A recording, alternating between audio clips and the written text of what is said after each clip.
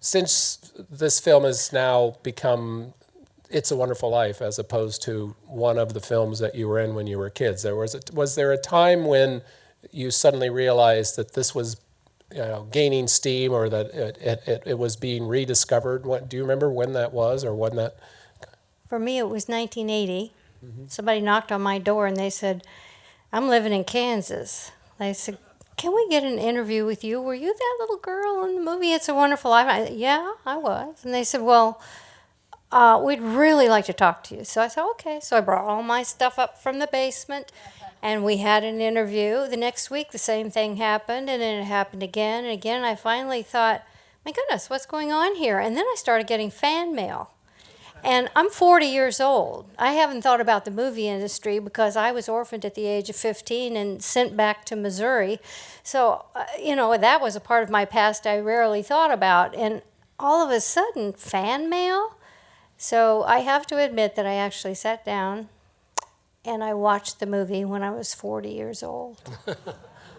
First time I ever saw it.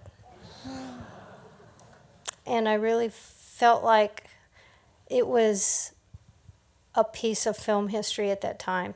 I knew what they were talking about, and I feel so grateful that I was a part of that film and that I could be that little girl Zuzu and have that special line at the end of the movie. Daddy, teacher says every time a bell rings, an angel gets his wings. It's a piece of film history, and I believe it. Jimmy, how about you? Do you remember when you saw that this was gaining, or when was the first time you saw the film?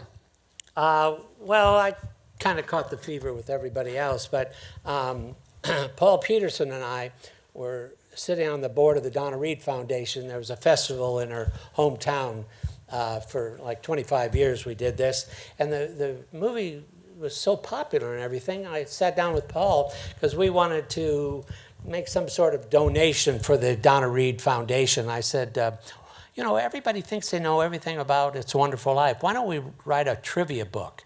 And we'll ask all the interesting things. We know some ins and outs that nobody else knows. And so we sat down. That was like 1992 is when we were first really aware that a lot of people liked this film. And I remember, going to the publisher and everything, and they liked it very much, and the book did extremely well. But about 92 is when I found out that it was very special. He even called me. Had you not heard from him? Did you stay in contact at all, or was it kind of refinding each other? My Hollywood days were over. It was done. But he contacted me about the book. Right. And then from then on, we've been sort of buddies, you might say. Yeah. And then, of course, with Janie, we went on the Target tour, and the Bailey kids were reunited. That's right. We traveled After all over the 47 United years. States, yes. Yeah. And in fact, we even traveled for Walgreens, Yeah. and we rang the bell at the New York Stock Exchange. That was a real It was thrill. cool. I got to do the bell. I did. It was a big honor. Carol, when did you get back in the swing with this? When did you remember, or what did you remember of the film? Well, we were living up in the mountains. We had moved from Tustin, and some friends called and said, well, we heard somehow that this movie is looking for Janie, and I know you were in it, in the movie, and they're going to have a reunion, a get together. And I said, oh, I'm not interested. I really wasn't at first, because we had moved up there and started a nice life up in Crestline. But I was contacted and kind of bugged to do it. Twist my arm, twist the arm. So anyway, I did say yes, I'd come down and meet these people and meet the people at Target and see what this was all about. Right. And they wanted us to be in a parade, the parade on Hollywood Boulevard, the Hollywood Lane Parade. Right. Well, I lived on Hollywood Boulevard when I was younger, 3 blocks east of Vine Street, and I knew what they were talking about. And we used to park cars in our backyard for the parade.